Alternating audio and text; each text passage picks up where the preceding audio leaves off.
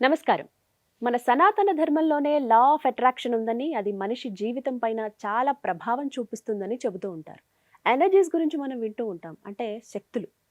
Cosmic energy అంటే విశ్వశక్తి కావచ్చు, ప్రాణశక్తి, కుండలిని శక్తి. వీటిపైనే మనిషి జీవితం అనేది ఆధారపడి ఉంటుంది. ఇవన్నీ కూడా లా ఆఫ్ అట్రాక్షన్‌లో భాగమే. అంటే సక్సెస్ అయినా, వెల్త్ అయినా, మన హెల్త్ అయినా, మనం ఉన్న పొజిషన్ నుంచి ఇంకొక పొజిషన్‌కి అంటే హైయర్ పొజిషన్‌కి మనం వెళ్ళాలన్నా, ఇవన్నీ కూడా లా ఆఫ్ అట్రాక్షన్‌లో భాగమే. వీటిపైన అన్నీ ఆధారపడి ఉంటాయని చెబుతున్న చిద్గురు గీత ఫౌండర్, క్రియాయోగి భార్గవ శర్మ గారు ప్రస్తుతం మన ముందున్నారు. వారితో మాట్లాడదాం.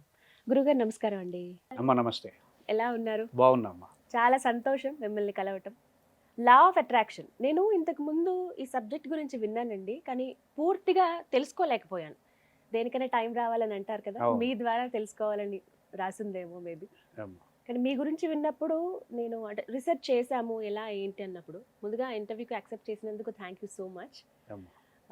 కృతజ్ఞతలు చెబుతూ లా ఆఫ్ అట్రాక్షన్ అంటే మన సనాతన ధర్మంలోనే, సనాతన సంస్కృతిలోనే ఉంది అని చెప్తున్నారు లా ఆఫ్ అట్రాక్షన్. అవును. దీని గురించి అంటే మనం ఫస్ట్ ఇంట్రొడక్షన్ పార్ట్ మాట్లాడుకుందాం. అసలు హ్మ్. ఏంటి లా హ్మ్. Of attraction? యాహ్! మన సనాతన సంస్కృతిలో ఏ విధంగా ఉంది? దీని ద్వారా అసలు సక్సెస్ మనం ఎలా అందుకుంటాం? ఒక మనిషికి అసలు ఎలా ఈ లింకప్స్ చెప్పండి. అమ్మ. అట్రాక్షన్ అంటే ఆకర్షణ అనే అర్థం మనకు తెలుసు. హ్మ్. అంటే ఏంటి ఆకర్షణ అంటే హ్మ్. సృష్టిలో ఒక సిద్ధాంతం ప్రకారం సృష్టి అనేది ప్రవర్తిస్తూ ఉంటుంది. హ్మ్. ఈ సిద్ధాంతాలకి అనుగుణంగా ఏ జీవి అయితే మెలుగుతూ ఉంటాడో హ్మ్. వాడి వైపు సృష్టి కనికరం చూపిస్తూ ఉంటుంది. హుహు. వాడికి అనుకూలంగా ఉంటుంది. హ్మ్. ఇప్పుడు ఉదాహరణకి మీ ఇంట్లో జంతువు ఉంది. ఆ! ఆ కుక్క పిల్లకి మీరంటే ఇష్టం అనుకుందాం. ఓకే. మిమ్మల్ని ఎవరన్నా ఏదైనా అంటున్నారనుకోండి, అదేం చేస్తుందంటే వాళ్ళ మీదకి దూకేస్తుంది. వెళ్తుంది. కరెక్ట్. ఇలా ఒక కుక్క పిల్లలోనే కాదు, మీరు ప్రతి జంతువులో కూడా చూడొచ్చు. హ్మ్. అంటే ఏంటంటే, సృష్టికి సిద్ధాంతాలకు అనుగుణంగా మనం ఎప్పుడైతే ఉంటామో, హ్మ్. మనకు అనుకూలంగా యూనివర్స్ ఉంటుంది. హ్మ్. మీరు రామాయణం చూసారనుకోండి, రామాయణంలో రాముడు సీతని తీసుకురావడానికి రాముడికి పూర్తిగా ఉపయోగపడింది మనుషులు కాదు, సృష్టి, యూనివర్స్. యూనివర్స్. అంతే కదా! ఆ! జంతువులంటే యూనివర్సే కదా! అవును. అంటే వాల్మీకి గారు నువ్వు సృష్టి సిద్ధాంతాలకి అనుగుణంగా నువ్వున్నప్పుడు, హ్మ్. నీ సమస్య ఈ సృష్టి సమస్యగా భావించి నీకు సహాయంగా నిలబడుతుంది. ఓహ్! అలాగే భారతం వావ్! చూసుకున్నా, మంచి ఎగ్జాంపుల్. హ్మ్. రామాయణం చూసుకున్నా, మీరు ఏ కావ్యాలను చూసుకున్నా సరే, ఏ గ్రంథాలను, ఉపనిషత్తులని, ఇతిహాసాలు చూసుకున్నా, హ్మ్. నువ్వు you should follow universal rules. Okay. మనం సృష్టి సిద్ధాంతాల్ని పాటించాలి. హ్మ్. అలాగే భగవద్గీతలో కూడా సృష్టి సిద్ధాంతాలే ఉంటాయి. హ్మ్. ఇదే లా ఆఫ్ అట్రాక్షన్ అంటే. మనం ఓహ్! సృష్టి సిద్ధాంతాలకు అనుగుణంగా ఎలా వెళ్తాం? సృష్టి సిద్ధాంతాలకు అనుగుణంగా ఎలా వెళ్ళాలి హ్మ్. అనంటే, సృష్టి అంటే ఏంటి? హ్మ్. సృష్టి అంటే ఎనర్జీ. హ్మ్. మీకు సృష్టిలో ఎనర్జీస్ ఎలా ఉంటాయి అనేది మనెవరికీ తెలీదు. హ్మ్. కానీ కళ్ళతో చూడలేం కదా మనం కళ్ళతో అవి. చూడలేం. అవును. కానీ శక్తి స్వరూపిణి అని అమ్మవారిని కొలుస్తాం గదా మనం. అవును. అంటాం. అమ్మవారంటే ఏంటి? అమ్మవారు ముగ్గురుంటారు. హ్మ్. ఒకళ్ళు దుర్గామాత, రెండోది లక్ష్మి, సరస్వతీమాత, మూడోది లక్ష్మీమాత. లక్ష్మీదేవి. హ్మ్. ఈ ముగ్గురు ఎనర్జీసే. హ్మ్. అంటే ముగ్గురికి 3 రకాలైనటువంటి అంశాలు మనకు అందిస్తూ ఉంటారు. హ్మ్. లక్ష్మీదేవినెళ్ళి నాకు చదువు ప్రసాదించు అని అడగం. హ్మ్. అమ్మవారి దగ్గరికెళ్ళేసేసి నాకు ధనాన్ని ప్రసాదించు అని అడగం. హ్మ్. అవును. అంతే గదా! అంటే హ్మ్. ఏంటి? ఏ ఎనర్జీకి ఆ ఎనర్జీ అందించేటటువంటి ఆకర్షణ వేరుగా ఉంటుంది. ఓహ్! ఇప్పుడు నాకు ధనం గావాలి అంటే లక్ష్మీదేవి దగ్గరికెళ్ళి అడగాలి. హ్మ్. లక్ష్మీదేవి ధనాన్ని అందించే ఎనర్జీ. హ్మ్. పార్వతీదేవి శక్తిని అందించే శక్తినిస్తుంది. ఎనర్జీ. అవును. అమ్మవారు. సరస్వతీదేవి అనుకూలతను అందించే ఎనర్జీ. జ్ఞానం. హ్మ్. సరసవతిః. హ్మ్. జ్ఞానికి అంత అనుకూలంగా ఉంటుంది గదా! హ్మ్. సో, ఇట్లా భౌతికంగా ప్రతీదీ నీకు అనుకూలంగా ఉండేలా చేసేది సరస్వతీదేవి. హ్మ్. సో, ఇది మనకు తెలిసిన విషయమే గదా! హ్మ్. ఇప్పుడు మనం లా ఆఫ్ అట్రాక్షన్ టర్మ్స్‌లోకొద్దాం. లా ఆఫ్ అట్రాక్షన్ అంశంలోకొస్తే హ్మ్.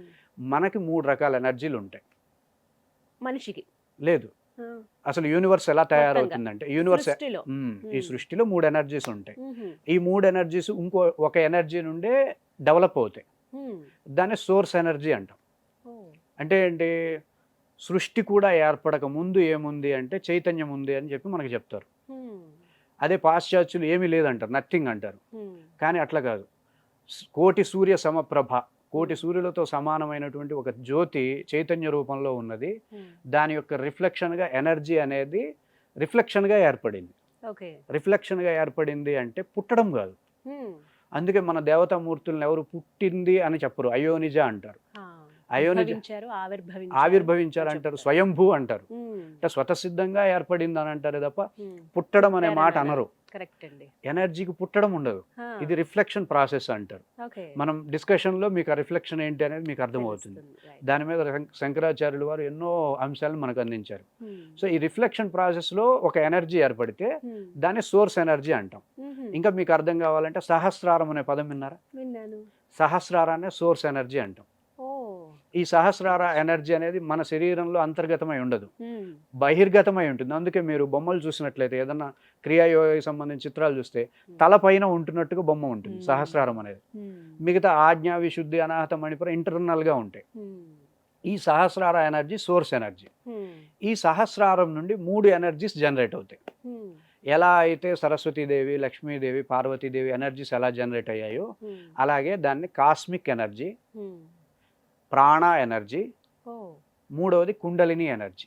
కుండలిని ఎనర్జీ. మీరు ఈ పేర్లు గుర్తుపెట్టుకోవాలి. ఉమ్, కాస్మిక్ ఎనర్జీ ఉమ్, అంటే విశ్వశక్తి తెలుగులో, ఉమ్, ప్రాణ ఎనర్జీ అంటే ప్రాణశక్తి, ఉమ్, కుండలిని ఎనర్జీ ఉమ్, అంటే గ్రావిటేషనల్ ఫోర్స్ అని అంటారు, సర్పెంట్ పవర్ అనే పాశ్చాత్యులు పిలుస్తారు. ఉమ్. మనం దాన్ని కుండలిని ఎనర్జీ అంటాం, కుండలిని. కుండలిని శక్తి అంటాం. కాస్మిక్, ప్రాణ, కుండలిని. కుండలిని. ఉమ్, మీరు energies. గుళ్ళల్లోకి వెళ్ళినప్పుడు ఉమ్, మీకు ఒక సైడ్ పాములు కనపడుతూ ఉంటాయి, పాములు బొమ్మలు కనపడుతూ ఉంటాయి. అవునండి.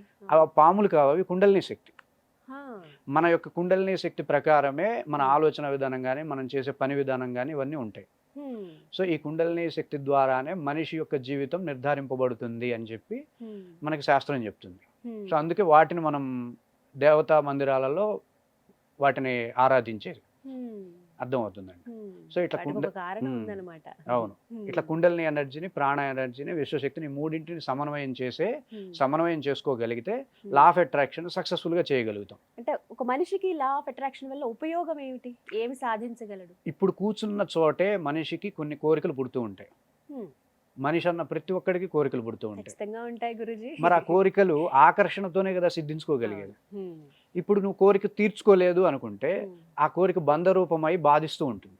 ఉమ్, కోరికలు తీర్చుకోవడం అనేది, కోరిక పుట్టడం అనే దాన్ని, ఇప్పుడు కోరిక నా ప్రయత్నంతో, నా ప్రమేయంతో పుడుతుంది. ఆ కోరిక చాలా మంది అజ్ఞానులు ఏమనుకుంటారంటే నేనే కోరికలు కోరుతున్నా అనుకుంటారు. హా, నిజానికి అది కొంచెం అవాస్తవం. హా. మీరు సూక్ష్మంగా వెళ్తే మీ కోరికలు, లక్ష్యాలు అన్నీ కూడా ఎనర్జీ బేస్డ్గా ఏర్పడుతూ ఉంటాయి. ఓ, అంటే ఒక మనిషిగా మనం ఆలోచించేది మనం కాదు అది. ఆలోచించం. హా. ఇప్పుడు ఆకలేసింది అనుకోండి, నాకు తినాలనిపిస్తుంది. ఈ తినాలనే కోరిక ఆకలేసింది కదా ఏర్పడింది. ఉమ్, అంటే ఎనర్జీలో ఉండే డెఫిషియన్సీ వల్లే కదా మీ కోరిక పుడుతుంది. ఉమ్. అవునా కదా? అయితే అసలు మన భౌతిక శరీరంతో మనం ఏమి కావా అసలు? ఏమి కాము. ఇక్కడ అన్నీ కూడా ఎనర్జీ ఇటు తంతే అటు పడుతూ ఉంటాము, అటు తంతే ఇటు ఇటు వస్తూ ఉంటామనే నిమిత్త మాత్రో భవ అని చెప్పింది భగవద్గీతలో. హా. అరే నువ్వు చేసేవాడివి కాదురా, మొత్తం ఎనర్జీసే మొత్తం ఉండేది, అంతా నేను చేస్తున్నాను. ఉమ్, నువ్వు సినిమాలో గనక ఒక నటుడు ఉమ్, డైరెక్టర్ ఇచ్చిన మాటలు, డైరెక్టర్ ఇచ్చిన హావభావాలు వీటితో ప్రయాణం చేస్తాడు, కానీ ఇది నేను చేస్తున్నా అనే భావం ఎట్లయితే ఉండదో మనం అందరం కూడా ఎనర్జీ బేస్డ్గా ప్రవర్తిస్తూ ఉంటాం. ఉమ్, ఇది కొంచెం సూక్ష్మంగా మీలో ధ్యానపరంగా మీరు ఆలోచన చేసినట్లయితే అది మీకు ఈజీగా అర్థమవుతుంది. ఉమ్, అరే కోరిక పుడుతుంది నాకు కాదు, ఉమ్, ఎనర్జీలో ఉండేటటువంటి ఒక బలహీనమైనటువంటి స్థితి ఉమ్, కోరికల్ని ఉద్భవింపజేస్తుంది. ఉమ్, ఆ కోరికల కోసం నిన్ను పోరాడేలా చేస్తుంది. ఉమ్, ఆ పోరాటంలో నిన్ను ఎనర్జెటిక్గా మారుస్తుంది. ఇది ప్రాసెస్, కోరిక యొక్క ప్రాసెస్. ఉమ్, ఒక కోరిక పుడుతుంది, ఆ కోరిక ఎందుకు పుడుతుంది? ఎనర్జీ లేదు కాబట్టి. ఉమ్, ఈ కోరిక చేత నువ్వు పరిగెడతావు ఉమ్, అట ఇట, దాన్ని ఎట్లాగైనా తెచ్చుకోవడం కోసం నువ్వు మార్చుకుంటావు, శిల్పిలాగా చెక్కుంటావు. ఉమ్, ఆ మార్పు చేత ఎనర్జెటిక్గా మారతావు. ఉమ్, నువ్వు ఎనర్జెటిక్గా మారగానే ఆ కోరిక ఫుల్ఫిల్ అవుతుంది. ఉమ్. కోరిక ఫుల్ఫిల్ అవ్వగానే నువ్వు ప్రశాంతంగా ఉంటావు. ఓ, ఇదంతా ఒక చైన్ సిస్టమ్. ఇది ఒక చైన్ సిస్టమ్ అనమాట. అంటే ఏంటి? నీ కోరిక నీ ఇష్ట ప్రకారంగా జనించట్లేదు, సృష్టి యొక్క ప్రమేయం చేత కోరిక జనిస్తుంది, ఎనర్జీ యొక్క డెఫిషియన్సీ వల్ల. ఇప్పుడు ఆ కోరిక తీరాలా వద్దా? ఖచ్చితంగా తీరాలి. ఖచ్చితంగా తీరాలి. సృష్టి కూడా అదే విధంగా మనకి అవకాశాలను ఇస్తుంది, సహకారం కూడా ఉంటుంది. ఇస్తుంది కూడా. ఉమ్, ఎవరైతే ఆ సృష్టి సిద్ధాంతాలకు వ్యతిరేకంగా వెళ్తారో వాళ్ళని బ్లాక్ చేసేస్తుంది. ఉమ్, బ్లాక్ చేయడం వల్ల వచ్చే నష్టం ఏంటంటే ఆ కోరిక తీరకపోగా ఆ కోరిక ఏం చేస్తుంది? మన ఎనర్జీని బ్లాక్ చేస్తూ ఉంటుంది. ఉమ్, ఆ స్థాయిలో బ్లాక్ చేసి ఇక బయట యూనివర్స్ మొత్తం తనకు వ్యతిరేకంగా మార్చేటటువంటి ఒక షెడ్యూల్ నడుస్తూ ఉంటుంది. దీన్నే కర్మబంధం అంటారు, కర్మచక్రం అంటారు, ఆత్మబంధం. భవబంధం అంటారు. ఉమ్, భక్తులందరూ భవబంధాన్ని తీసేవయ్యా, మాకు భవబంధాన్ని తీసే అంటే ఏంటి? నాకు ఒక కోరిక పుట్టింది, ఉమ్, అదేమో తీరట్లేదు, ఉమ్, ఎనర్జీ ఏమో బ్లాక్ అయిపోయింది, ఉమ్, బాధ కలుగుతుంది, ఉమ్, నువ్వు ఈ భవబంధాన్ని తీర్చేసి. ఉమ్, అంటే ఏంటి? ఇప్పుడు భగవంతుడిని మనం ఎందుకు ఆరాధిస్తాం? కోరికలు తీరుస్తాడనే కదా. ఖచ్చితంగా. అంటే మనకు ఫస్ట్ నుండి ఏంటంటే కోరికలు తీర్చుకోవడము అనగానే ఒక బ్యాడ్ నెగెటివ్ వెళ్ళిపోతున్నాం. అనుకుంటాం మనం. నిజానికి కోరిక అనేది సహజ సిద్ధమైనటువంటి స్థితి. తప్పు కాదంటారు. తప్ తప్పైతే అది అసలు కోరిక పుట్టదు కదా! ఇప్పుడు ఆకలి తినాలి అనే కోరిక పుట్టకపోతే మీరు తినలేం కదా! అవునండి. ఇప్పుడు తినాలనే కోరికే తప్పంటే సృష్టి ధర్మం కదా! దేహ ధర్మం కదా! హ్మ్. సో, కోరికనే తప్పు కాదు. ఎందుకంటే సహజ సిద్ధంగా జరిగేది. దాన్ని ఎప్పుడైతే తప్పు అనుకుంటామో హ్మ్. మనం సృష్టికి వ్యతిరేకంగా వెళ్తున్నట్టే. హ్మ్. అలా ముందు మనం భావించకూడదని అంటారు మీరు. అంతే. రైట్. అది ఏ ఏ ఏ ఒకవేళ తప్పైనా సరే నువ్వు అలా హ్మ్. భావించకూడదనే భగవద్గీత చెప్తుంది. హ్మ్. గుణాన్ గుణేషు వర్తంత ఇతి ధారయ. గుణాలు గుణాల్లో ప్రవర్తిస్తున్నాయి. అంతేగాని హ్మ్. నేనేదో తప్పు చేశాను, నేనేదో పాపం చేశాను నువ్వు ఫీల్ అవ్వద్దు హ్మ్. అనేదే భగవద్గీత కూడా మోటివేషన్ అట్లానే ఉంటుంది. దీని నుంచి తెలుసుకోవాల్సిందేంటి? తదుపరి ఎపిసోడ్స్‌లో మనం ఏం మాట్లాడుకోబోతున్నాము? అసలు సృష్టి సిద్ధాంతాలు ఎలా ఉంటాయి? హ్మ్. ప్రకృతి అనేది మన మీద ఏ విధంగా ప్రభావం చూపిస్తూ ఉంటుంది? హ్మ్. మన ఆలోచనకి మనం ఎలా ఎనర్గైజ్ చేసుకోవచ్చు? మన ఆలోచనని ఎలా శక్తివంతం చేసుకొని, ఆ ఆలోచనని సృష్టిలోకి వ్యక్తం చేసి హ్మ్. సంకల్పాన్ని ఎలా సిద్ధించుకోవచ్చు? హ్మ్. దానికి ఎఫ్ఆర్ఎస్ మెథడ్ అని చెప్పి ఓహ్! మేము డెవలప్ చేసింది కాదు. ఆల్రెడీ మన సనాతన సంస్కృతిలో ఉండే ఉన్నదే. ఉంది. ఆ! ఇప్పుడు మీకు క్షీరసాగర మదనం అనే ఘట్టం ఉంది. ఈ అవునండి. క్షీరసాగర మదనం అనంగానే మన వాళ్ళది. మన పురాణాల కథ. హ్మ్. మీరు గమనిస్తే బాహ్యంగా గమనిస్తే ఇదంతా లా ఆఫ్ అట్రాక్షన్ ప్రాసెస్ అది. ఆ! అంటే ఒక మనిషి బ్లాక్ అయినప్పుడు, ఎనర్జీ బ్లాక్ అయినప్పుడు హ్మ్. అమృతం అనేటటువంటి ఒక విశ్వశక్తిని పొంది తన ఎనర్జీస్ అన్‌బ్లాక్ చేసుకొని మళ్ళీ తన కొత్త జీవితాన్ని అద్భుతంగా సాగించే విధానమే హ్మ్. క్షీరసాగర హ్మ్. మదనం అనమాట. హ్మ్. మీకు అందుకే సూర్యుడు బ్లాక్ సూర్యగ్రహణం కూడా లింక్ అయి ఉంటుంది ఈ కథకి. హ్మ్. అవును. అవునా కాదా? అవును. అంటే ఏంటి నువ్వు కూడా బ్లాక్ అవుతావు ఒక్కొక్కసారి. హ్మ్. మనం కూడా బ్లాక్ అవుతాం. సూర్యుడు ఎలా అయితే బ్లాక్ అయ్యాడో హ్మ్. అలా నువ్వు జీవితంలో బ్లాక్ అయినప్పుడు హ్మ్. ఈ క్షీరసాగర మదన ఘట్టం ఏదైతే ఉందో ఆ ఘట్టాన్ని మీరు సరిగ్గా అర్థం చేసుకుంటే అది ఒక మెథడ్‌ని మనకు అందిస్తుంది. ఈ మెథడ్ ద్వారా మీరు మీ ఎనర్జీస్ అన్‌బ్లాక్ ఓకే. చేసుకొని హ్మ్. అమృతాన్ని అట్రాక్ట్ చేయొచ్చు. అమృతమే హ్మ్. కాదు అక్కడ అట్రాక్ట్ అయింది. అన్నీ అట్రాక్ట్ అన్నీ అయింది. వచ్చాయి కదా! లక్ష్మీదేవి ఒకదాని అట్రాక్ట్ తర్వాత అయింది. ఒకటి. కల్పవృక్షము, కామధేనువు అన్నీ అట్రాక్ట్ అయింది. హ్మ్. సో, అదొక ప్రాసెస్ అది. హ్మ్. ఈ ప్రాసెస్‌లో 3 అంశాలను మనకు చూపించారు. ఒకటి హ్మ్. పాము, హ్మ్. రెండవది తాబేలు, హ్మ్. మూడవది మందర పర్వతం. పర్వతం. మనం వాటిని అట్లా భౌతిక దృష్టిలో చూడకుండా హ్మ్. కొంచెం అనలైజ్ లాజికల్‌గా వెళ్దాం. హ్మ్. ఒక మనిషి పర్వతం తీసుకెళ్ళి సముద్రంలో తిప్పడం కుదురుతుందా? అస్సలు. కుదరదు. కానీ పర్వతాన్ని చూస్తే హ్మ్. మనకి ఇక్కడ ఇది ఇచ్చారు గదా! మనకి హ్మ్. వేరే కథలో క్లూ ఇస్తారు. ఆ! పర్వతం అంటే ఏంటి? ఆ! పార్వతీదేవి తండ్రి ఎవరు? హ్మ్. ఎవరు? హిమవంతుడు. హిమవంతుడు. హిమవంతుడు అంటే ఏంటి? పర్వతరాజే గదా! పర్వతమే. పార్వతి అంటే ఎనర్జీ గదా! ఆ! అంటే ఏంటి? పర్వతము అంటే శక్తి. ఓకే. ఎనర్జీ అన్నమాట. ఎనర్జీ రేంజ్‌కి పర్వతాన్ని అక్కడ ఉంచారు. హ్మ్. మీరు పాముని చూస్తే మీకేమనిపిస్తుంది? పాము చూడగానే ఫోర్స్ అది. హ్మ్. దాని యొక్క ఫోర్స్ అన్నమాట. దాని యొక్క ఫోర్స్. ఫాస్ట్‌గా ఒక చోటు ఉంటుంది. నుండి ఇంకో చోటుకెళ్ళే వెళ్తుంది. ఫోర్స్‌ని మనం చూడొచ్చు. ఇది అవును. కుండలిని శక్తి అన్నమాట. హ్మ్. మీరు కుండలిని అనగానే పాములు చూపించేది అందుకే. ఆహా! కుండలిని అనేది ఫోర్స్ కాబట్టి పాములు చూపిస్తున్నాడు. పాముకి కుండలిని శక్తికి ఏ సంబంధం లేదు. హ్మ్. అంటే మనకి సింబాలిక్‌గా మనకి ఈరోజు వైబ్రేషన్స్ హ్మ్. ఇవన్నీ అంటే అర్థమవుతాయి. హ్మ్. కానీ ఆ రోజుల్లో తరంగాలు అంటే ఎవరికీ అర్థం కావు. అవును. కనపడవు కాబట్టి హ్మ్. అభౌతికంగా కాబట్టి. హ్మ్. ఈరోజు మనం చూస్తాం. అవునండి. కొన్ని సాంకేతిక పరికరాలతో వాటిని చూడగలుగుతాం కానీ ఆ రోజు చూడరు కాబట్టి హ్మ్. సప్తాశ్వరథారూఢాః హ్మ్. అనేసి అంటాం. హ్మ్. సూర్యుడు 7 గుర్రాల మీద ప్రయాణం చేస్తున్నాడు అంటాం. హ్మ్. మీరు గుర్రం చూస్తే ఇలా ప్రయాణం చేస్తుంది. అవునా కదా! అవును. అంటే ఏంటి తరంగాల రూపంలో ప్రయాణం చేస్తుందని వెళ్తున్నట్టు. మనకి చెప్పడం కోసం గుర్రాలని చూపించారు. హ్మ్. అంతేగాని అక్కడ గుర్రాలు ఉంటాయని కాదు. హ్మ్. దాన్ని మనం అర్థం చేసుకోవాలి. ఒక లాజికల్‌గా మీరు ఆలోచించినప్పుడు మనకంత క్లారిటీ అవుతుంది. హ్మ్. అక్కడ 7 గుర్రాలు ఏంటి అనే ప్రశ్న వేసుకున్నాడనుకోండి లాజికల్‌గా ఆలోచించట్లేదని అర్థం. హ్మ్.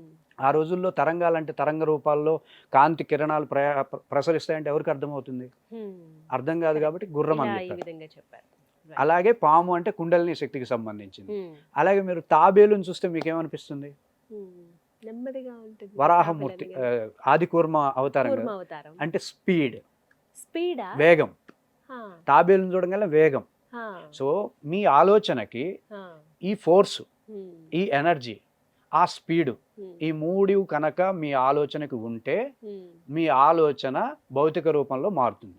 ఓహ్! ఎవరి ఆలోచనలకైతే ఈ స్పీడ్ గాని, హ్మ్. ఈ ఎనర్జీ రేంజ్ గాని, హ్మ్. ఈ ఫోర్స్ గాని ఉండదో హ్మ్. వాళ్ళ ఆలోచన అనేది భౌతిక రూపంలో మారదు. హ్మ్. మనం అందుకే పూజలు చేసేటప్పుడు కింద పీటేసుకొని కూర్చుంటాం. అవునండి. ఎందుకు? మన ఆలోచన ఫ్రీక్వెన్సీ బాగుంటే, హ్మ్. ఫోర్స్ బాగుంటే యూనివర్స్కి చేరుతుంది. పూజలన్నీ సంకల్పం చేసుకుని కదా, సంకల్ప ప్రాతిపదికన పూజలు చేస్తాం. సో ఈ సంకల్పం యూనివర్స్లో అనుసంధానం అయితే అది సిద్ధిస్తుంది, లేదు భూమిలో కలిసిపోతే ఉండదు. అందుకే కింద కూర్చోద్దు కింద పీట వేసేది అందుకే. కనీసం ఒక చాపైన చాపైనా వేసుకోవాలంటారు. ఎందుకంటే సుషుమ్న అనేది వెన్నుపూసతో ఉంటుంది కాబట్టి, ఈ వెన్నుపూస సుషుమ్న మూలాధారం నుండి సహస్రారం వరకు అనుసంధానించే ఒక అభౌతికమైనటువంటి ఒక నాడి. ఈ నాడిలో సంకల్పాలని సిద్ధింపజేయగలిగే సుషుమ్న అనేటటువంటి ఒక ఎనర్జీ ప్రయాణం చేస్తూ ఉంటుంది. మెడిటేషన్ చేసేటప్పుడు కూడా కింద కూర్చోవద్దండి. అవును, అంటే మెడిటేషన్ కూడా సంకల్పాన్ని ప్రాతిపదిక చేసుకునే చేస్తాం. మీరు సంకల్పం ఎక్కడైతే ఇంక్లూడ్ అవుతుందో అక్కడ పీఠంగానే భూమికి అనుసంధానం కాకుండా ఉండాలి. సో ఇట్లా ఈ 3 ఎనర్జీస్ని మనం అర్థం చేసుకుంటూ లా ఆఫ్ అట్రాక్షన్ చేస్తూ ఎడ్యుకేషన్ రంగంలో కావచ్చు, వ్యాపార రంగంలో కావచ్చు, భక్తి ప్రతి దానిలో అన్ని ఆలోచనలే కదా. ఇప్పుడు భక్తిగా భగవంతుడితో పూజ చేయాలి అంటే అక్కడ మీ ఆలోచనలన్నీ ప్రశాంతంగా ఉండే స్థితిని మీరు పొందాలి. అది కూడా లా ఆఫ్ అట్రాక్షన్తో పొందొచ్చు. సో వీటికి సంబంధించి మీరు క్లాసెస్ కూడా ఇస్తున్నారు కదా, అవునమ్మా. వాటి గురించి చెప్పండి. ఈ లా ఆఫ్ అట్రాక్షన్ FRS మెథడ్ అనుకుంటున్నాం. FRS అంటే ఇది నేను క్రియేట్ చేసింది కాదు, ఇప్పుడు చెప్పుకున్నాం కదా, పాము, force or frequency, energy, range. ఇప్పుడు మీ సంకల్పం కారు కొనుక్కోవాలి అనే ఆలోచనకి పెద్ద బంగ్లా కొనుక్కోవాలనే ఆలోచనకి రేంజ్ తేడా ఉంటుంది, ఎనర్జీ తేడా ఉంటుంది. సో ఈ ఎనర్జీని తేడా గుర్తించి ఏ సంకల్పానికి ఏ స్థాయిని మనం శక్తిని అందించాలి దానికి. సో దానికి రేంజ్ కావాలి, దాన్ని FRS అంటాం, ఆర్ అంటాం. అలాగే మనం ఆలోచన చేసాం, అది భౌతికంగా మారాలి కదా. అలా భౌతికంగా మారాలంటే వేగంగా మారాలి, వచ్చే సంవత్సరానికో 5 సంవత్సరానికో కాకుండా తొందరగా భౌతికీకరణ జరగాలి కాబట్టి, మెటీరియలైజేషన్ కావాలి కాబట్టి స్పీడ్ అనే దాన్ని యాడ్ చేస్తాం. దానికి తాబేలు అని తాబేలు అక్కడ పెట్టింది. అది ఈ FRS మెథడ్ ద్వారా మనం విద్యార్థులకి లా ఆఫ్ అట్రాక్షన్ అందిస్తాం. అలాగే వ్యాపారంలో ముందంజ వేయడానికి ఈ FRS మెథడ్ని ప్రాక్టికల్ సెషన్స్లో అందిస్తూ ఉంటాం. అలాగే కొన్ని ఆర్గనైజేషన్లు రన్ చేస్తూ సక్సెస్ కావాలనుకునే వాళ్ళకి చేస్తాం. అలాగే ఈ FRS మెథడ్ ద్వారా వెల్త్ కూడా క్రియేట్ చేయొచ్చు, అట్రాక్ట్ చేయొచ్చు. ఏం లేదు, వాళ్ళు ఏదైతే సంకల్పం చేశారో ఆ సంకల్పాన్ని సృష్టికి బద్ధంగా, సృష్టి సిద్ధాంతాలకు అనుగుణంగా వాళ్ళు దాన్ని సాధన చేసినట్లయితే ఆటోమేటిక్గా జరుగుతుంది. సో ఇట్లా 10 విభాగాలు చేసాం మొత్తం. ఎలా ఉంటాయండి క్లాసెస్? Online, offline? ఆన్లైనేనమ్మా, మొత్తం ఆన్లైన్లో జూమ్ ద్వారా చేస్తాం. వీడియో రికార్డింగ్స్ ఉంటాయి, చక్కగా పర్సనల్ అబ్జర్వేషన్ ఉంటుంది, స్పెషల్ సెషన్స్ ఉంటాయి. వాళ్ళకి పూర్తిగా సైన్స్ని వాళ్ళు చేయాలి, ఓన్గా వాళ్ళు చేయాలి, నేను చేసేది కాదు కాబట్టి వాళ్ళకి ప్రతి అంశంలోనూ క్లారిటీ ఇచ్చుకుంటూ వెళ్తాం. ఒకటి. రెండోది గ్రూప్ సెషన్స్ ఉంటాయి. గ్రూప్ సెషన్స్లో అందరినీ క్లబ్ చేసి విచారణ చేస్తాం. సో అందరూ డిస్కషన్ చేసినట్టు ఉంటుంది. మూడోది FRS మెథడ్ని ప్రాక్టికల్గా మనం చేసాం. అంటే ఒక ప్రాక్టికల్ మెథడ్ ఉంటుంది, వాళ్ళకు బుక్ ఇస్తాం, వాళ్ళ ఆలోచననే ఈ ఫ్రీక్వెన్సీని యాడ్ అయ్యేలాగా, రేంజ్ యాడ్ అయ్యేలాగా, స్పీడ్ యాడ్ అయ్యేలాగా ఒక అఫర్మేషన్స్ క్రియేట్ చేసే విధానాన్ని క్రియేట్ చేసి ఓం బుక్ అంటాం. ఓం బుక్ అంటే ఓంకారం అనమాట. ఈ ఓంకారం అంటే శక్తి కదా, అందుకనే దానికి ఆ నామకరణం చేసాం. ఆ బుక్లో వాళ్ళు ఒక 5 days ప్రాక్టీస్ లాగా చేసే విధానాన్ని మేము ఆ ప్రాక్టికల్ సెషన్స్లో ఇస్తూ ఉంటాం. మొత్తం ఈ సెషన్ అంతా ఎన్ని రోజుల పాటు ఉంటుందండి? 20 సెషన్స్ ఉంటాయి, 20 days ఉంటాయి. 20 daysలో 10 సెషన్స్ ఏమో స్పెషల్ సెషన్స్ ఉంటాయి. పర్సనల్ సెషన్స్ తీసుకుంటాం, అంటే పర్సనల్గా కూడా గైడెన్స్ ఇస్తూ ఉంటాం. గ్రూప్ సెషన్స్ ఉంటాయి. చివరి 5 days ప్రాక్టికల్ సెషన్స్ ఉంటాయి. సో దీనికి ముందు వాళ్ళని మేము తయారు చేయడం కోసమే స్పెషల్ సెషన్స్, అవి అన్లిమిటెడ్ ఉంటాయి. అంటే వాళ్ళకి అర్థం కావాలి మెథడ్ ఎలా చేస్తారు. కొంతమందికి ఎనర్జీ తక్కువ ఉంటుంది, వాళ్ళు ఎలా ఎనర్గైజ్ అవ్వాలి. ఇవన్నీ కూడా ఆన్లైన్లోనే నేర్పిస్తాం. ఇవన్నీ ఆన్లైన్లోనే నేర్పిస్తాం. ఆన్లైన్లోనే నేర్పిస్తారు. ఎప్పుడెప్పుడు ఉంటుందండి? కంటిన్యూగా 20 days లాగానా, లేకపోతే వీక్లీ వన్స్, 5 days ఒకసారి? మేము ప్రతి విభాగానికి టైమింగ్స్ ఇస్తాం, ఆ టైమింగ్లోనే వాళ్ళు చేరాలి. వారానికి ఒకసారి ఉంటుందా? రోజు ఉంటాయి. బిజినెస్ వాళ్ళకి పలానా టైం ఉంటుంది, 1 hour టైం ఉంటుంది. అలాగే ఎడ్యుకేషన్ వాళ్ళు స్టూడెంట్స్ అందరూ ఒక బ్యాచ్లో ఉంటారు. అలాగే డివోషనల్ వర్గం వాళ్ళందరూ ఒక బ్యాచ్లో ఉంటారు. అట్లా ఎవరికి వాళ్ళు వేరు చేసాం. ఎందుకు అంటే ఒకే విధమైన సంకల్పాలు, ఒకే విధమైన ఎనర్జీ స్థాయి ఉండేవాళ్ళు ఒక చోటు ఉంటే వాళ్ళకి నేను క్లాస్ బాగా ఈజీగా చెప్పగలుగుతాను, సులువు అవుతుంది. ఒకే సంకల్పాన్ని ఫోకస్ చేసి ఒక 10 మంది బిజినెస్ బాగా ఇంప్రూవ్ అవ్వాలనుకునే వాళ్ళందరినీ ఒక గ్రూప్ చేస్తాం. వాళ్ళకి ఆ బిజినెస్కి సంబంధించినటువంటి ఇంప్రూవ్మెంట్కి ఎలా చేయొచ్చు సాధన అనే అంశాలను వాళ్ళకి స్పెషల్ సెషన్స్లో క్లారిటీ ఇచ్చి, గ్రూప్ సెషన్స్లో వాళ్ళని తీర్చిదిద్దుతాం మెథడ్ని ప్రాక్టీస్ చేయగలిగే విధంగా. తర్వాత అందరూ కిడ్స్కి కూడా నేను లా ఆఫ్ అట్రాక్షన్ నేర్పిస్తాను. చిన్నపిల్లలకి 5 సంవత్సరాల తర్వాత, 5 సంవత్సరాల నుండి వాళ్ళకి ఓంకారం చెప్పడం వస్తుంది. చక్కగా ప్రణవాలు 6 రకాల ప్రణవాలని వాళ్ళ చేత ఉచ్చరింపజేస్తాం వాక్ శుద్ధి కోసం. దానివల్ల కూడా ఎనర్జీస్ మొత్తం మూలాధార, స్వాదిష్టాన, మణిపుర, అనాహత, విశుద్ధి, ఆజ్ఞ ఈ 6 శక్తి కేంద్రాలకి 6 రకాల ప్రణవాలు ఉన్నాయి. ఈ ప్రణవాలతో ఆ 6 ఎనర్జీస్ని డెవలప్ చేసుకోవచ్చు. రైట్. సో మొత్తం మీద ఈ విధంగా నేర్పిస్తారు అవునమ్మా. ఆన్లైన్లో. మిమ్మల్ని సంప్రదించడం ఎలా అండి? ఫోన్ ద్వారానేనా? ఫోన్ చేయొచ్చు, లేదా చిద్గురు గీత అనేది వెబ్సైట్ ఉంది, యూట్యూబ్ ఛానల్ ఉంది, ఫేస్బుక్ ఉంది. వెబ్సైట్ ద్వారా కూడా స్టూడెంట్స్ యొక్క ఫీడ్బ్యాక్స్ ఉంటాయి. ఎన్ని రోజులు ముందుగా మనం మిమ్మల్ని సంప్రదించాల్సి ఉంటుంది? ముందే సంప్రదిస్తే వాళ్ళ పర్సనల్గా ఎనర్జీస్ని మేము చెప్తాం. ఇప్పుడు ఎప్పుడు కొత్త బ్యాచెస్ స్టార్ట్ అవుతుంది? 22వ తేదీ ప్రోగ్రామ్ ఉంటుంది. ఫిబ్రవరి 22 నుంచి స్టార్ట్ అవుతున్నాయి. అవును, 22 ఒక స్పెషల్ సెషన్ అరేంజ్ చేస్తాం.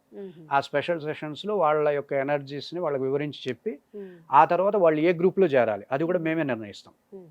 వీటికి ఎంత ఛార్జ్ చేస్తారండి? ఎంత కట్టాల్సి ఉంటుంది? ముందుగా ఏమన్నా డబ్బులు కట్టాల్సి? జస్ట్ 999 అనేది ఫీజు లాగా తీసుకుంటాం. Okay, fine. అంటే వాళ్ళ ఎనర్జీస్ని ఇవన్నీ వాళ్ళకి వివరించి చెప్పడానికి, అసలు ఎఫ్ఆర్ఎస్ మెథడ్ అంటే ఏంటి, లా ఆఫ్ అట్రాక్షన్ ఎట్లా ఉంటుంది, వాళ్ళు కూడా ఇది మనం ఆచరించవచ్చు, ఇది ఆధ్యాత్మికమే, లౌకికము కాదు. ఇప్పుడు మీరు మంచి ప్రశ్న వేశారు, కోరిక తీర్చుకోవడం తప్ప అనేది. కోరిక తీరితేనే నువ్వు ఆధ్యాత్మికంగా ఎదగలవు. అంతే కదా. ఇహమే లేని వాడికి పరం ఎట్లా వస్తుంది అర్జున అంటాడు స్వామి భగవద్గీతలో. ఇహంలోనే సుఖంగా లేవు నువ్వు, పరం గురించి ఏం ఆలోచిస్తావు, పరలోకం గురించి ఏం ఆలోచిస్తావు? ఇహంలో నువ్వు హ్యాపీగా ఉంటేనే కదా పరలోకము, మోక్షము అని అంటున్నావు, పెద్ద పెద్ద మాటలు అంటున్నావు. నువ్వు ఇహంలోనే ప్రశాంతంగా లేవు, ఏడుస్తున్నావు ప్రతిదానికి అనేసి అంటాడు స్వామి. ఇహంలో నువ్వు ఎంత సంతృప్తిగా ఉంటే పరంలో కూడా సంతృప్తిగా ఉండగలుగుతావు. ఇహమే గందరగోళంతో ఉంటే ఇహంలోనే ఏ విధమైనటువంటి సమృద్ధి లేదు, పరంలో ఏం సాధించగలం? సో కోరిక అనేది అది ఎనర్జీలో ఉండేటటువంటి ఒక రకమైనటువంటి డెఫిషియన్సీ వల్ల కోరిక పుడుతుంది. దాన్ని నువ్వు తప్పు అన్నావంటే ఎనర్జీని తప్పు అన్నట్టు. ఎలా అయితే భోజనం చేయాలి అనే ఆకలి ద్వారా కోరిక పుట్టి భోజనం చేస్తున్నామో అలాగే ఇప్పుడు నేనున్నానమ్మా, నాకు బిల్గేట్స్ లాగా పెద్ద కోటీశ్వరుని అవ్వాలనే కోరిక పుట్టదు. నాకేం పుడుతుంది, నాకు తెలియని అంశాలు ఏవైతే ఉంటాయో వాటిని ఎక్స్ప్లోర్ చేయగలగాలి, కొత్త విషయాలు తెలుసుకోవాలి, ఈ కోరికలు పుడతాయి. అదే ఒక బిజినెస్కి ఇలాంటి కోరికలు పుట్టవు. అంటే ఏంటి, ఎవరి ఎనర్జీ ప్రకారమే వాళ్ళ కోరికలు పుడుతున్నాయి కదా. 3వ తరగతి పిల్లవాడికి 10వ తరగతి కోరికలు పుట్టవు కదా. అంటే ఏంటి, ఎనర్జీ బేస్ మీద కోరికలు జనిస్తున్నాయంటే మన కోరికలకి ఎనర్జీయే కారణం. సో ఆ ఎనర్జీని పెంచుకోవడం ద్వారా కోరికలు తీరుతాయి. అలా కోరికలు తీర్చుకోవడం అనే దాన్ని ప్రాతిపదికగా చేసుకోవద్దనే చెప్తున్నారు భగవద్గీతలో. కోరిక జనించింది ఎందుకు, ఎనర్జీ లేదని తెలుసుకొని ఎనర్జీని పెంచుకో, ఆటోమేటిక్గా కోరిక తీరిపోతుంది. కర్మణ్యేవాధికారస్తే మా ఫలేషు కదాచన మా కర్మ ఫలహేతుర్భు మాతే సంగోస్త్వకర్మణి అన్నది అందుకు. నువ్వు కర్మ చేయాల్సిందే అంటున్నాడు కదా. కర్మ ఎందుకు చేస్తున్నావు, ఫలితం కోసమో లేకపోతే ఇంకో దానికోసమో కదా, నీ ఎనర్జీస్ డెవలప్ చేసుకోవడం కోసం, నీ సామర్థ్యాలను ఇంప్రూవ్ చేసుకోవడం కోసం. ఆటోమేటిక్గా అవన్నీ వచ్చేస్తాయి. ఒకదాని వెంట ఒకటి వస్తాయి. అంతేగా మనం చేయాల్సింది ఈ లా ఆఫ్ అట్రాక్షన్ ఈ క్లాసెస్ లో జాయిన్ అయితే ప్రతి ఒక్కటి తెలుసుకోగలుగుతారు. ప్రతి ఒక్కటి లాజికల్ గా వాళ్ళకి అర్థమయ్యేలా చెప్పుకుంటాం. అంటే శాస్త్రీయ పరంగా విచారణబద్ధంగా ఆచరణబద్ధంగా ముందు ఆచరించాలి, ప్రాక్టికల్గా మనం వెళ్ళాలి. అలా ప్రాక్టికల్ మెథడ్లోనే వాళ్ళందరికీ క్లియర్గా అర్థం, ప్రతి ఒక్కళ్ళనే ఇండివిజువల్ కేర్ తీసుకుంటాం, పర్సనల్ కేర్ తీసుకుంటాం. పర్సనల్గా వాళ్ళకి ఏమైనా ఎనర్జీస్ బ్లాకేజెస్ ఉన్నా, ఏ ఎనర్జీ స్థాయిలో వాళ్ళు ఉన్నారన్నా, వాళ్ళు ఇంకా డెవలప్ అవ్వడానికి ఏ సాధనలు చేయాలి. కేవలం లా ఆఫ్ అట్రాక్షనే కాదు, ప్రాణ సాధన అని ఉంది క్రియాయోగంలో. దీని ద్వారా ఎనర్జీస్ డెవలప్ చేయొచ్చు, హెల్త్ని ఇంప్రూవ్ చేసుకోవచ్చు. మా స్టూడెంట్స్ కొంతమంది నేను చెప్పినా కూడా వినకుండా కరోనాకి ఈ ప్రాణ సాధనని సాధన చేశారు, టీకాలు వేసుకోకుండా. పిల్లలకు కూడా తగ్గిపోయినాయి కరోనాలు. మందులు వేసుకోకుండా కేవలం ప్రణవ సాధన చేశారు. మీరు ఇది మన ప్రణవ సాధన, ఓంకారంలో ఉండే బలం ఇది, తపస్సు ఇది. విశుద్ధి ఓంకారం అని, అనాహత ఓంకారం, ఇవన్నీ ప్రాక్టీస్ చేసుకొని వాళ్ళ నమ్మకం అది. అంత గొప్ప అంశాలు ఉన్నాయి. టినిటస్ అని ఒక రుగ్మత ఉంది. టినిటస్ అని అంటే ఒక వ్యక్తి కూర్చుంటే చెవులో ఎప్పుడు హోరుగా శబ్దాలు వినపడుతూ ఉంటాయి. మనిషి ఆత్మహత్య చేసుకోవాలనిపిస్తుంది. ఆ క్లయింట్ చేరారు రీసెంట్గా లండన్ నుండి వచ్చి, గురూజీ మీ దగ్గర నేర్చుకోవాలంటే జస్ట్ వాళ్ళకి ప్రణవ సాధన నేర్పించాం. వారం రోజుల్లో ఆవిడ ఫేస్ కళకళలాడిపోయింది. తగ్గిపోయింది గురూజీ, వెళ్ళిపోతున్నాను, ఇప్పుడు జాబ్ చేసుకోవడానికి వెళ్ళిపోతున్నా అని చెప్పారు. అంటే అన్ని మేము అద్భుతాలు చూసాం ప్రణవ సాధనలో. అంటే మాకు ఇలా జరుగుతాయని తెలియదు, కానీ ఇది శాస్త్రం చెప్పినటువంటి సైన్స్ కాబట్టి ప్రచారం చేస్తున్న టైంలో ఒక్కొక్కళ్ళు ఒక్కొక్క అద్భుతమైనటువంటి స్పందనలు అందించారు మనకి. చాలా చక్కగా వివరించారు. సో ఎవరైనా రావచ్చు 5 సంవత్సరాల నుంచి, ఎవరైనా ఏజ్ రావచ్చు, లిమిట్ అంటూ ఏమీ లేదు. వాళ్ళకి అర్థమయ్యేలా చెప్పే బాధ్యత నాది. హ్మ్. వారికి సరైన గైడెన్స్ ఇచ్చి, హ్మ్. వాళ్ళకి ఒక స్పష్టతనిచ్చి, సమాధానం పొందుతూ ఆచరింపజేసే బాధ్యత నాది. ఎందుకంటే క్రియాయోగం కొత్త హ్మ్. సైన్స్ కాబట్టి, హ్మ్. దాన్ని నేను ఒక టీచర్‌ని, హ్మ్. తెలుగు టీచర్‌ని. నాది హ్మ్. ఎంఏ అయిపోయింది. ఆహా! సో, నాకు టీచింగ్ సామర్థ్యాలు ఉన్నాయి కాబట్టి, ఆ విధంగా వాళ్ళకి రామాయణం ఉదాహరణ తీసుకొనో, లేకపోతే భారతం ఉదాహరణ తీసుకొనో, ఏదో విధమైనటువంటి అంశాలని ఉదాహరణలుగా తీసుకొని వాళ్ళకి నేను నేర్పించగలుగుతాను. వివరిస్తారంట. చాలా చక్కగా వివరించారు గురువుగారు. నమస్కారం అండి. అమ్మా, ధన్యవాదాలు. సో విన్నారు కదా! ఇదే అంశం పైన మరిన్ని వివరాలు మీరు తెలుసుకోవాలనుకున్నా, లేకుంటే గురువుగారితో డైరెక్ట్‌గా మాట్లాడాలనుకుంటే స్క్రీన్ మీద వారి నంబర్స్ ఇవ్వడం జరుగుతుంది. నంబర్‌కి కాల్ చేసి ఫుల్ డీటెయిల్స్ తెలుసుకోండి. ఇది ఇవాల్టి వీడియో. నమస్కారం.